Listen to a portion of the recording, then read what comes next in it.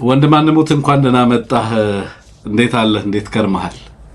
ደህና ነኝ ወንድም ትንግርቱ እንዴት አለህ? የቢሲ ቤተሰቦች ሁላችሁም እንዴት አላችሁ? ይሄ ዝግጅት ይመስገነው። እንግዲህ እንደምንለው በራምብል በሳተላይት ይታያልና ሁላችሁም ተመልካቾች ሰላም ላለሁ መልካም ቆይታ አመኛለሁ። አንሙት ፉከራውን ትልልናለህ? እስኪ እንግዲህ ተቀበል ስልህ ተቀበልና በልልን። የዳሞት ፉከራ ነው በነገራችን ላይ እንዴት ነው ያየኸው? ምክንያቱም ሐሳብህን አልሰጠህም ትላንት አንሙትና በደንብ የምታውቀው አካባቢም ነው እና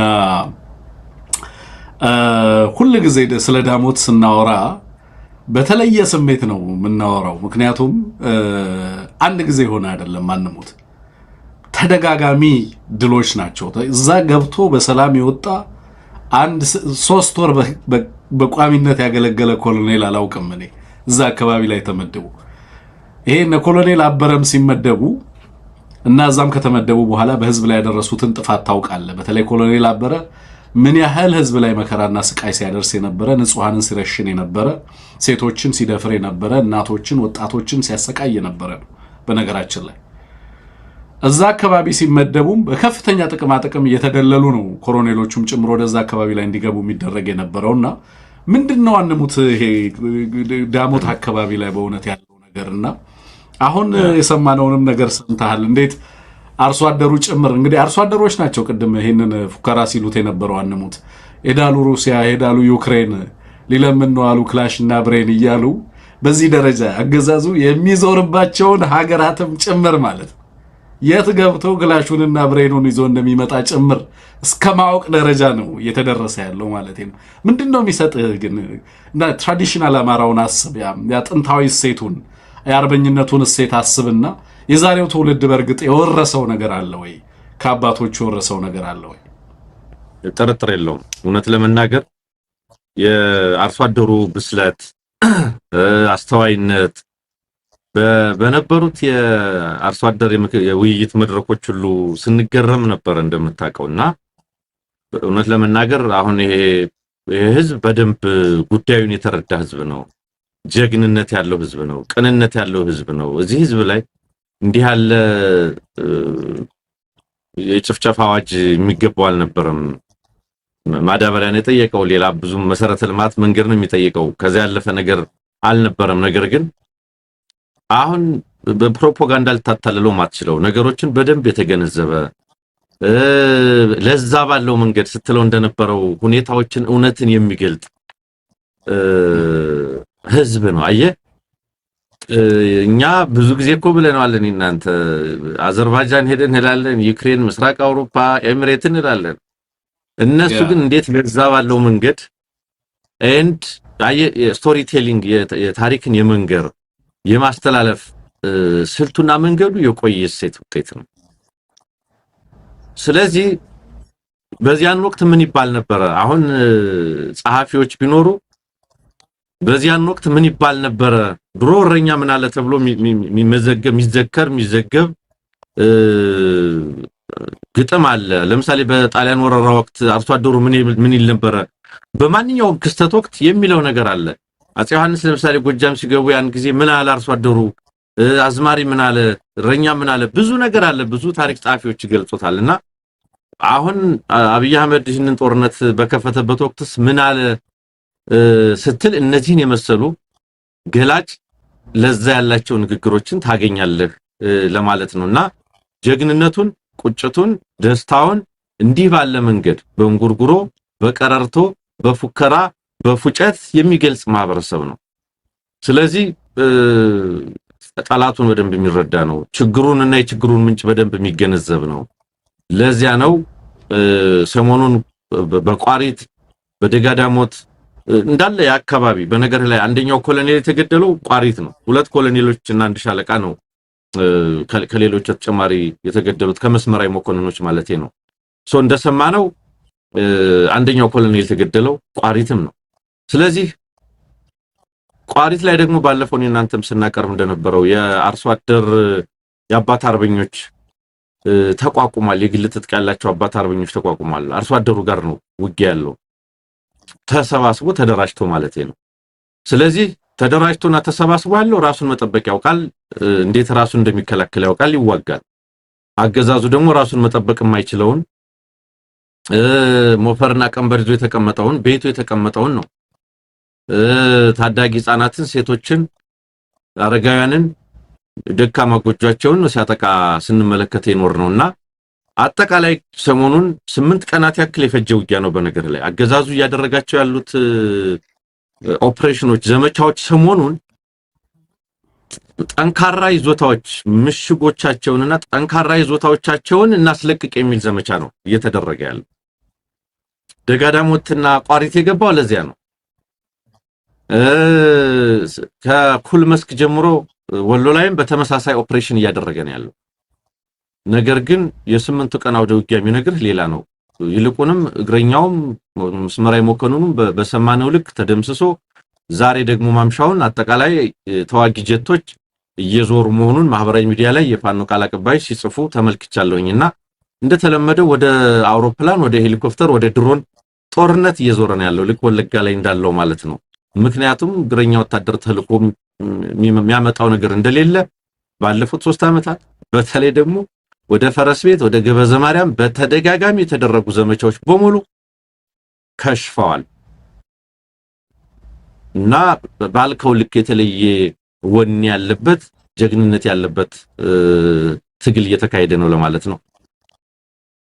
ያ አንሙት ከዚህ ጋር ተያይዞ እንግዲህ የትላንትናና ከትላንት ወዲያም በተለያዩ አካባቢዎች ላይ በሁሉም የአማራ አካባቢዎች ከአማራም በወለጋም እንደዚሁ በጣም መጠነ ሰፊ ውጊያዎች ናቸው እየተደረጉ ያሉት። የፋኖ ቃል አቀባዮችን በዚህ ላይ በጣም በርካታ መረጃዎችን እያጋሩ ነው ያሉት።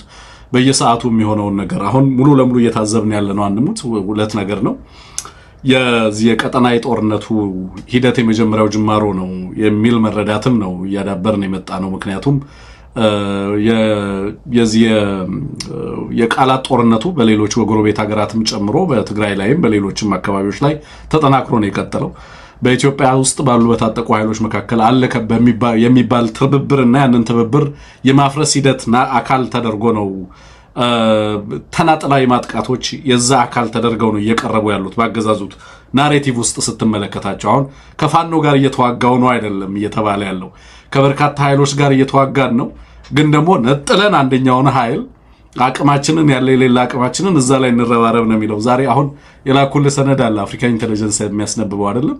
እዛ ላይ በተለይ ደግሞ የፋኖ ኃይል አቅም እየተጠናከረ በከፍተኛ ደረጃ መምጣትን ተከትሎ አዲስ በቀጥታ በአብይ አህመድ የሚመራ በተለይ እነዚህን አካባቢዎች በተለየ ወታደራዊ እይታ ለማየት የተገደደበት ሁኔታ እንዳለ ነው የሚያሳየው። በተለይ ፋኖን ለይቶ ነው የሚጠቅሰው የአፍሪካ ኢንተለጀንስ በተለየ አይን በተለየ ስጋትነት መፈረጁን ነው የሚያሳየው። አይተ ከሆነ አለምሸት ተጣመረብን የሚለው ከተገንጣ ኃይሎች ጋር ተጣመረብን እኔ ካልመራኋት እቺን ሀገር ብሎ ያውም በአመለካከትና በአስተሳሰብ ከማይመሳሰሉት ኃይሎች ጋር ሲል ስለ ሁለቱ ኃይሎች አይደለም የሚያወራው፣ ተጣመረ ስለሚለው ኃይል ነው። እኔ ካልመራኋት ብሎ ተጣመረብን ያውም ኢትዮጵያን እንገነጥላለን ከሚሉ ኃይሎች ጋር ሲል በዛ ንግግር ውስጥ በቀጥታ የሚያወራው ኢምፕላይ የሚያደርገው ንግግሩ የፋኖን ኃይል ነው። በዛ ንግግር ውስጥም የሚናገረው ማለት ነው። ይሄንንም ስትመለከት አሁንም ከዚህ በነገራችን ላይ ከዚህ ከአፍሪካ ኢንተለጀንስ ጋር ተያይዞ የመጡ መረጃዎች አሉ። የአብይ ናሽናል ሴኩሪቲ ብሔራዊ ደህንነት ካውንስልን እነዛን መረጃዎች ላጋራና ምናልባት በእነዚህ ላይ ሀሳብ አስተያየት ሰጥተው ወደ ጦርነቱ ኮስት እንግባ፣ ጦርነቱ ምን እያወጣ ነው ምን እያስወጣ ነው ወደሚለው የአፍሪካ ኢንተለጀንስ ይዞት የወጣውን መረጃ ለአድማጭ ተመልካቾቼ አጠራ አድርጌ ላጋራ። ምንድነው የሚለው? የአብይ አህመድ ወታደራዊ ኃይልና ቁልፍ የደህንነትና ወታደራዊ አቅሙን በዙሪያው በታማኞች አብይ አህመድ ራሱን ለማጠር ጥረት እያደረገ ነው የሚለው። አብዛኞቹ የኦሮምኛ ተናጋሪዎች ናቸው። በዙሪያዎቹ እንዲከቡት እያደረገ ያለው በፊትም ያው ተመሳሳይ ነው፣ የተለየ ነገር የለውም። ግን ደግሞ በፊት ይጠቀምባቸው የነበሩ ግለሰቦችን ሳይሆን አዳዲስ ግለሰቦችንም በዙሪያው ላይ ለማጠር በዙሪያው ለማምጣት ጥረት እያደረገ እንዳለ ነው የምንመለከተው። እንግዲህ በአብይ ኢነር ኮር በወታደራዊ እንትኑ ላይ በወታደራዊና በደህንነት መዋቅሩ ላይ በቅርበት ከአብይ ጋር ሆነው አሁን እያገለገሉ ያሉ ግለሰቦች ተብሎ የተቀመጡት አንደኛው የአብይ አህመድ የደህንነት አማካሪ ወይንም ሴኩሪቲ አድቫይዘር ቀነዓ ያደታ ነው።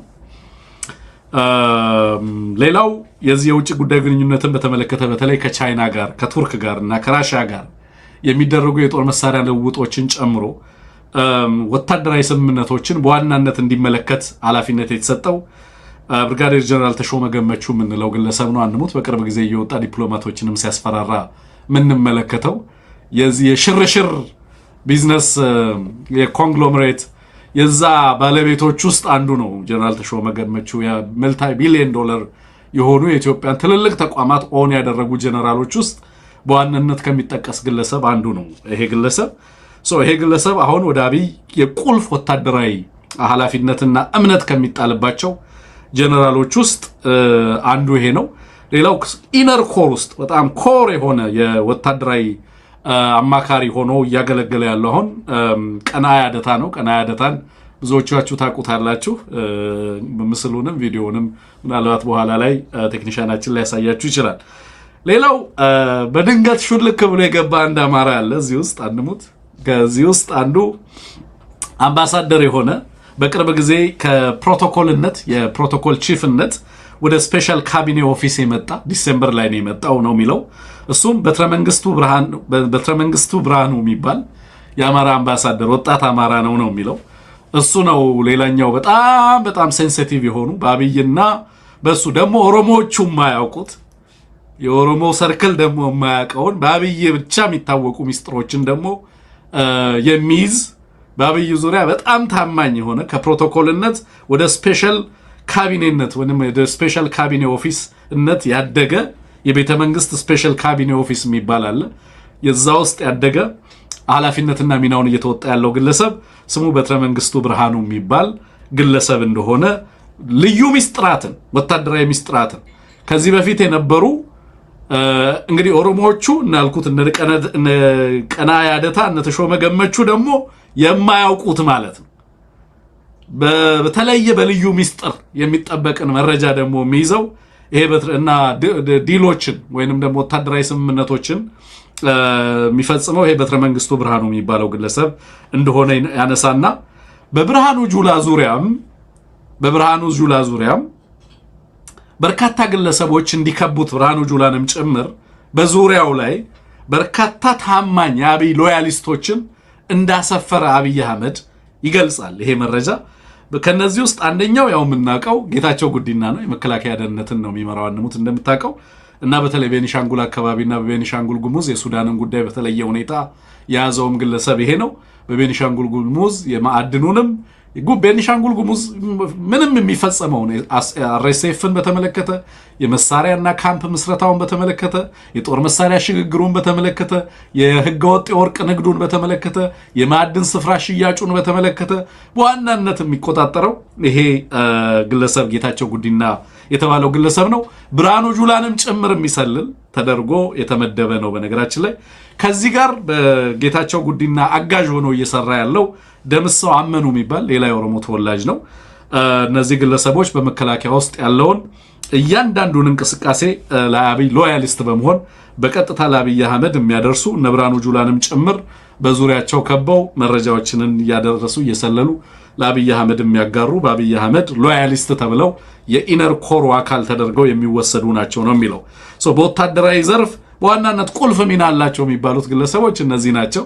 በኋላ የአማራ ክልልን በተመለከተ ግን ልዩ ተልዕኮ የተሰጣቸውና የአማራ ክልል ላይ ታማኝ የሚባሉ ወታደሮች አሉ። አሁን እነ መሐመድ ተሰማ እየወጡ ይፈነጫሉ እንጂ በአፍሪካ ኢንተለጀንስ መሰረት አንሙት ታማኝ የሚባለው ዋናው ቁልፍ ሰውዬ እሱ አይደለም። ታማኝ የተባለው ሰውዬ ጀነራል ተስፋዬ አያሌው የሚባለው 13ኛውን ኮማንድ ወይንም 13ኛውን እዝ የሚመራው ግለሰብ ነው የሚለው። ሌላው በአማራ ክልል ጉዳይ ላይ በከፍተኛ ደረጃ በአብይ አህመድ በቀጥታ የሚታመኑ እና በአብይ አህመድ በቀጥታ ለአብይ አህመድ ታማኝ የሆነ መረጃ የሚያቀብሉት ጀነራል ብርሃኑ በቀለ በዳዳና አሰፋ ቸኮል የተባለ የ10ና የ11ኛው እዝ መሪዎች የሆኑ ግለሰቦች ናቸው። በተለይ አሰፋ ቸኮል በትግራይ በአፋርና በፋኖ ኃይሎች መካከል ምንም አይነት ግንኙነት እንዳይኖር ይሄን ተልዕኮ ተሰጥቶት የትግራይን ድንበር በከፍተኛ ቁጥጥር እንዲከታተል ልዩ ትዕዛዝ ተሰጥቶታል የሚለው ጀነራል አሰፋ ቸኮል እየተባለ የሚጠራውን ግለሰብ ነው። ይሄ አዲስ መረጃ አይደለም፣ አንሙት በፊትም የምናውቀው ነው። ብርሃኑ በቀለ በዳዳና ጀነራል ተስፋዬ አያሌው ግን በተለየ ሁኔታ የሚታመኑ እንደሆኑና የአማራ ክልልን ጉዳይ በተለይ ከምርጫው በኋላ በቀጥታ አብይ አህመድ የሚያገኛቸው ግለሰቦች እነዚህ ሁለቱን ግለሰቦች እንደሆነ አፍሪካ ኢንተለጀንስ በስፋት አስነብቧል። ሌላ የደህንነት ተቋማቶቹ ናቸው። የናሽናል ኢንተለጀንስ ሰርቪስ የሚባለው ኒስ ወይንም ብሔራዊ መረጃና ደህንነት ተብሎ የሚጠራው በሁለት ግለሰቦች የሚመራ ነው። ይሄም አዲስ መረጃ አይደለም፣ ግን በተደጋጋሚ የምናውቀው መረጃ ነው እና ታማኝ የአብይ ሎያሊስቶች በመረጃና ደህንነት ዙሪያ ታማኝ አብይ አህመድ የመረጃ ምንጮች ተብሎ የሚተያዙ ግለሰቦች ናቸው። አንደኛው ሬድዋን ሁሴን ሲሆን ሌላኛው ሲሳይ ቶላ ነው። ሬድዋን ሁሴን በሲሳይ ቶላ ይጠበቃል የሚል ነው። ሬድዋን ሁሴንን ሲሳይ ቶላ እንዲከታተለው ይደረጋል። ከዛ ውጪ ፓራሊ ደግሞ የኢንፎርሜሽን ኔትወርክ ሴኩሪቲ ኤጀንሲ ተብሎ የተቋማትን የመረጃ ደህንነት ደግሞ በመጠበቅ ረገድ የተሰማሩ የሚባሉ ግን በክልል መንግስታት ላይ ስለላና በቀጥታ ለአብይ አህመድ መረጃ የሚያደርሰው ደግሞ ይሄ ኢንፎርሜሽንና ኔትወርክ የሚባለው ተቋም ነው። የምትመራው ያው የምታውቃት ግለሰብ ነች። አንሙት ትዕግስት አሚድ የምትባል ነች። ያው ትዕግስት አሚድ እዛ አካባቢ ላይ ሲምቦል ሆና ብትቀመጥም በዋናነት እዛ ቢሮ ውስጥ ሆኖ ኃላፊነትና ከፍተኛ የአብይ ሎያሊስት ሆኖ ትዕግስትንም ጭምር የሚመለከተው ዳንኤል ጉታ መሆኑን፣ ሬድዋንን የሚመለከተው ሲሳይ ቶላ ነው። ከሬድዋን በላይ ተፈሪው ሲሳይ ቶላ እንደሆነ ይናገራል። ከትዕግስት በላይ ደግሞ ዳንኤል ጉታ በከፍተኛ ደረጃ የሚታመን መሆኑን የሚገልጽ ነው። ሌላው የአብይ ሎያሊስት እና የአብይ ኢነር ኮር የደህንነት መዋቅሮች፣ የመረጃ መዋቅሮች እና የአብይ ወታደራዊና መረጃ ደህንነት ተቋማቶች ውስጥ በከፍተኛ ደረጃ እጅና ጓንት ሆነው የቴክኖሎጂ ዘርፍ ላይ ድጋፍ እያደረገ ያለው ዮዳሄ ዘሚካኤል ነው። ዮዳሄ ዘሚካኤል እንደምታውቀው አንሙት ከዚህ በፊትም መረጃዎች በተደጋጋሚ የወጡ ነው። ይህን ግለሰብ በተመለከተ ሲወጡ የነበረ ነው። የሃና አርያ ስላሴ ወንድም ነው። ሃና አርያ ስላሴ ደግሞ የፍትህ ሚኒስተር ነች። የፍትህ ሚኒስተሯ ደግሞ የውጭ ጉዳይ ሚኒስተሩ ሚስት ነች። የውጭ ጉዳይ ሚኒስትሩ ደግሞ ጌዲዮን ጢሞቴዎስ ነው። የዚህ የናሽናል አይዲው ደግሞ ፕሮግራም መሪው የቴክኖሎጂው ዘርፍና የሀገሪቱን የስለላ መዋቅሮች እና ተቋማት በቴክኖሎጂ በማሳለጥ ረገድ ድጋፍ የሚያደርገው ዮዳሄ ዘሚካኤል ነው። ይሄ የአብይ ኢነር ኮር ነው። በአብይ ፍጹም እምነት የሚጣልባቸው ሎያሊስቶች ናቸው። የትም ሀገር ቢሄዱ ስልካቸውንም ታፕ ማድረግ አይጠበቅብህም። አብይ knows that they would report directly to አብይ። የትም ቦታ ላይ ቢሄዱ የበሉትንና የጠጡትን ሳይቀር ለአብይ አህመድ በየደቂቃው ቴክስት የሚያደርጉ እንደሆኑ በግልጽ ተመላክቷል። ናው ከዚህ ባሻገር በቀጥታ የሴኩሪቲ ተቋማቱ የብሔራዊ ደህንነት ካውንስል ደግሞ የሚባል አለ። በዚህ የብሔራዊ ደህንነት ካውንስል ውስጥ ብርሃኑ ጁላ አለ፣ ደመላሽ ገብረ ሚካኤል አለ፣ ተመስገን ጥሩነህ የሚባለው ግለሰብ አለ። ለምን እንዳስገቡት አላውቅም። አይሻ መሐመድ አለች። ቀናያ ደታ የሚባለው ግለሰብ ያው ቀናያ ደታን ታውቀዋለህ አንሙት ለረጅም ጊዜ እንግዲህ ኢትዮጵያ ውስጥ የሚታወቅ ግለሰብ ነው። አሁን በዋናነት የአብይ ኢነር ኮር ታማኝ ሎያሊስት ከሚባሉ የመንግስቱ ዘብ ከተደርገው ከሚታዩ ለደርግ እንደ ተስፋዬ ገብረአብ ከተባለ ተስፋዬ ገብረ ኪዳን ነው አይደለም። ለአብይ አህመድ ደግሞ ቀናያ ደታ እየሆነ መምጣቱን የሚያነሱ አካላት እንዳሉ እየሰማን ነው። ያው በዋናነት የመረጃ ምንጫችን ቀደም ያልነው ተቋም ነው። አይሻ መሐመድ፣ ቀናያ ደታና የክልል ፕሬዝዳንቱ ሽመልስ አብዲሳ የናሽናል ሴኩሪቲ ካውንስሉ አባል ናቸው ይላል። እስ ስትሬንጅ አይደል? አንሙት የዚህ ውስጥ የደህንነት ተቋም አመራሮቹ የናሽናል ሴኩሪቲ አባል አይደሉም። ሬድዋን ሁሴን እዚህ ላይ ብርሃኑ ጁላ አለ፣ ደመላሽ ገብረ ሚካኤል አለ፣ ተመስገን ጥሩነህ አለ፣ አይሻ መሐመድ፣ ቀናያ ደታና የክልል ፕሬዝዳንቱ ሽመልስ አብዲሳ የዚህ ቋሚ አባላት መሆናቸው ተቀምጧል። ሌላው ኤሌክትሮኒክ ዋርፌር የሚባለውን የኤሌክትሮኒክ ጦርነት የሚመራው ደግሞ ኮሎኔል አሸናፊ ኦሊ የሚባል በቀደም ባነሳ ነው። በተለይ በመከላከያው ዘርፍ የዚህ የጀነራል ተሾመ ገመቹና የበንትና ቢሮ ስር የመከላከያ ደህንነት የሚመራው የመከላከያ ደህንነት ኃላፊው ማን ነበረ? አሁን ያነሳ ነው አንሙት የጌታቸው ጉዲና በጌታቸው ጉዲና ስር ሆኖ የዚህ የኤሌክትሮኒክ ዋርፌሩን የሚመራውና የሚያስተባብረው በከፍተኛ በጀት የሚመደብለት ኦፊስ ነው። ይህንን ቢሮ የሚያስተባብረው ኮሎኔል አሸናፊ ኦሌ የሚባል ግለሰብ ነው። ያው ይህም ግለሰብ ስሙ ሲነሳ የመጀመሪያችን አይደለም። ሌላው በቀጥታ እንዳልኩ የአማራ ክልልን በተመለከተ ነው። አማራ ክልል ላይ ያለውን የደህንነት ሁኔታ በተለይ ደግሞ በቀጥታ ወታደራዊ ሁኔታዎችን የሚያዙ ሁለት ግለሰቦች ናቸው። እነዛ ግለሰቦች እንዳልኩት እና አበባው ምናምን የሚባሉት አይደሉም። ይሄ መሐመድ ተሰማ የሚባለው ግለሰብ አይደለም ቁልፍ ሚና አላቸው ተብሎ እዚህ ላይ ተቀመጠው። በዋናነት ጀነራል ተስፋዬ አያሌውና ጀነራል ብርሃኑ በቀለ የሚባሉ የአብይ ኢነር ሰርክል እና ሎያሊስት ተብለው ወይንም ታማኝ ተብለው የሚጠቀሱ ግለሰቦች መሆናቸውን ይሄ ሰነድ በስፋት ያስረዳል። እዚህ ላይ የምታክልልን መረጃ ካላንኑት እድሉን ላንተ ሰጣለሁ። መልካም። ምናልባት በዚህ ጽሁፍ ውስጥ አዲሱ ነገር ይሄ ከተደረገ ቆይቷል። በነገራችን ላይ ሪፎርም የጸጥታ ተቋማት ሪፎርም ተብሎ አንዳንዶቹን ተቋማት በማስፋት በመከፋፈል በማጠናከር ምን በማለት የሥራ ተቀራራቢነትና ተደራራቢነት በመፍጠር የሪፐብሊካን ጋርድ ሲቋቋም የፋይናንስ ኢንተለጀንስ እንዲጠናከር ሲደረግ አርቲፊሻል ኢንተለጀንስ ሲቋቋም አሁን አርቲፊሻል ኢንተለጀንስ እዚህ ውስጥ አላካተተውም። አርቲፊሻል ኢንተለጀንስ አንደኛው በኤሌክትሮኒክ ወይም ከዚያ ጋር በተያያዙ ጉዳዮች ላይ በስልክና መሰል ጉዳዮች ላይ ብዙ ነገር ያደርጋል ተብሎ የሚጠራ ተቋም ነው። ወርቁ ጋቸና የሚመራው ተቋም ነው። ቀድሞ ባልደረባችን ነበረ ወርቁ። አሁን የአብይ ቁልፍ ሰው ከሚባሉት ውስጥ ነው። ይሄንን ተቋም አልጠቀሰውም። ሌሎችም ተቋማት አሉ። ይሄንን ሲያደርግ አብይ ሰዎቹን በደንብ አይቶ ቀምሶ ነው፣ በደንብ ለይቶ ነው። ደመላሽ ፌደራል ፖሊስን፣ ብርሃኑ መከላከያን፣ የመከላከያውን ደህንነት ይሄ ሰውዬ የመከላከያውን የውጭ ግንኙነት ቅድም ስጠራው የነበረ ሰውዬ ዝም ብሎ አይደለም። እነዚህ ሁሉ እነ ተሾመ ገመቹ፣ እነ ጌታቸው ጉዲና እነዚህ ክፍሎች የተያዙት ሌሎችም ተቋማት ላይ በአጠቃላይ ሴኩሪቲ ሪፎርም የተባለው በአንድ በኩል ታማኞችን የማስቀመጥ ነው። በሌላ በኩል ስጋትን ከጸጥታ ተቋማት ሪፎርም አለመደረግ ጋር በተያያዘ አንድ ጊዜ ሲናገር ሰምተው ከሆነ ሙርሲን የበላው የግብጽ መከላከያ ሰራዊት ነው። የጸጥታ ተቋሙን ሪፎርም ሳያደርግ አብዮት አደረጉና ቁጭ አለ። ሪፎርም ባለማድረጉ ሰራዊቱ መልሶ በላው አለ። እነ ጀነራሎች ናቸው እና አልሲሲ መተው ሙርሲ የተባረረው እና እንዳይበላ ለማድረግ ሪፎርም ማድረግ ነበረበት። ሪፎርም ሲያደርግ ደግሞ ታማኝነት አንድ ጉዳይ ነው። ተቋማቱን ፓራራሊ ተስማምተው በነገር ላይ ኢትዮጵያ ውስጥ ተስማምተው ኩዴታ ማድረግ የማይችሉበትን ሁኔታ ነው ቁጭ ብሎ የሰራው። ስለዚህ መከላከያ ቢስማማ ሪፐብሊካን ጋርድ አለ፣ ኢንሳ ቢያፈነግጥ አርቲፊሻል ኢንተለጀንስ አለ፣ ብሔራዊ መረጃና ደህንነት የሆነ ነገር ቢል ከታች የሀገር ውስጥ ደህንነቱ ሌላ ነው፣ ፌደራል ፖሊሱ ሌላ ነው።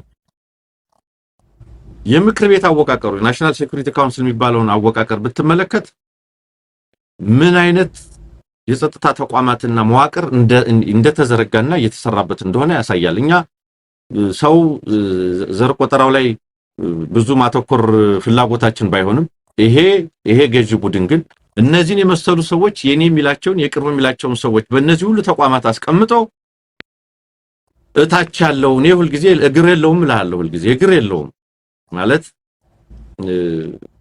በየጊዜው ያለቀ በአዲስ የሚተካ ሰራዊት ስለሆነ ያለው የፈለገውን ያክል ማዕረግ እያሸከመ የፈለገውን ያክል ሀብትና ወርቅ እያሸከመ ቢደረድራቸው ለሱ ሊገዙለት ይችላሉ፣ ለሱ ሊታመኑለት ይችላሉ። ለዚያ ነው ማዕረግ በየጊዜው የሚሰጣቸው፣ ለዚያ ነው በየጊዜው ቅጽል ስም የሚያወጣላቸው፣ ለዛ ነው በየጊዜው በጠለፋ አንዱን እንዲከታተለው እያደረገ ደግሞ የሚከታተላቸው። በዚህ የተነሳ ነው የምታደርጉትን አያለሁ ነው፣ የምትበሉትን አያለሁ ነው። ስለዚህ ወንጀል ውስጥ ሲገቡ ዝርፊያ ውስጥ ሲገቡ ይመለከታቸዋል። ምክንያቱም እየታወቀ ጥፋት ሊያጠፋ ስለማይችል ለአመታት እስር ቤት ሊያዘጋበት የሚችል ወንጀል እየሰራ እንደሆነ እየተመለከተ ጸጥ የሚላቸው ለታማኝነት ነው። የምታደርገውን አውቃለሁ ነው።